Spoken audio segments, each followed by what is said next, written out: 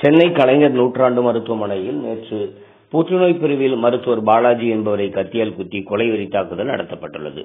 அதனை கண்டிக்கும் விதமாக அனைத்து மருத்துவர்களுக்கும் உயிர் பாதுகாப்பு வழங்க கோரி இன்று தமிழகம் முழுவதும் கண்டன ஆர்ப்பாட்டங்கள் நடைபெற்று வருகின்றன. அதன் ஒரு பகுதியாக திண்டுக்கல் அரசு மருத்துவமனை மருத்துவக் கல்லூரி வளாகத்தில் உள்ள வெளிநோயாளிகள் பிரிவு நுழைவாயில் முன்பு இந்திய மருத்துவக் கழகம் மற்றும் தமிழ்நாடு அரசு மருத்துவர்கள் சங்கம் சார்பில் கண்டன ஆர்ப்பாட்டம் நடைபெற்றது.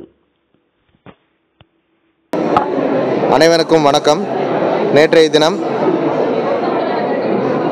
கிண்டி அரசு கல்லூரி மருத்துவமனை சென்னையில் கலைஞர் நூற்றாண்டு நினைவு மருத்துவக் கல்லூரியில் நிகழ்ந்த நிகழ்வானது ஒரு மருத்துவர் தாக்கப்பட்டிருக்கார். அதனை கண்டித்து திண்டுக்கல் அரசு கல்லூரி மருத்துவமனையில் இந்திய மருத்துவ சங்கம் திண்டுக்கல் கிளை சார்பாகவும் அரசு கல்லூரி மருத்துவர்கள் சார்பாகவும் இந்த கண்டனமானது ஏற்பாடுபட்டுள்ளது. இது நல்ல முறையில் இதை நான் நடத்தி கொண்டிருக்கேன். இந்த கண்டன போராட்டம் எதுக்கு ஏற்படுத்திருக்கோம்னா, எங்களுக்கு பணி பாதுகாப்பு வேண்டும், அது முதல்ல உறுதி செய்யணும். அதே மாதிரி பார்த்துட்டோம்னா இங்கே ஒர்க் பண்ணுற செக்யூரிட்டி ஸ்டாஃப்ஸை இன்க்ரீஸ் பண்ணணும். அதே மாதிரி எங்களுக்கு போலீஸ் பாதுகாப்புகள் வர்ற நோயாளை பார்க்க வர்றவங்கள்ட்ட இருந்து எங்களுக்கு கொடுக்கறதுக்கு போலீஸ் பாதுகாப்பு நிரந்தரமாக கொடுக்கணுன்றதுக்காண்டி உறுதி செய்கிறதுக்காண்டி தான் இந்த போராட்டமானது நடத்தப்படுது.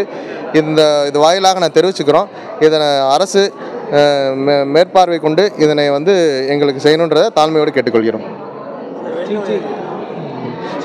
இதற்கு கண்டனம் தெரிவிக்கும் விதமாக பார்த்துட்டோம்னா, பிரைவேட் மருத்துவர்கள் நேற்று மாலை 6 மணியிலிருந்து இன்று மாலை 6 மணி வரைக்கும் எந்த விதமான வெளிநோயாளி பிரிவுகள் எதுவும் பார்க்காம அவசர சிகிச்சை மருத்துவம் மட்டும்தான் அது வரைக்கும் பார்த்துக்கிட்டு இருக்கோம்.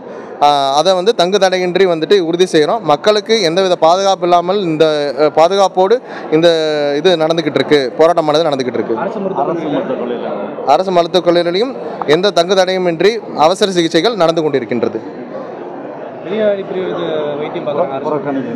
வெளிநோயாளிகள் பிரிவுகள் அரசு மருத்துவர்கள் எல்லாரும் புறக்கணிச்சிட்டோம்.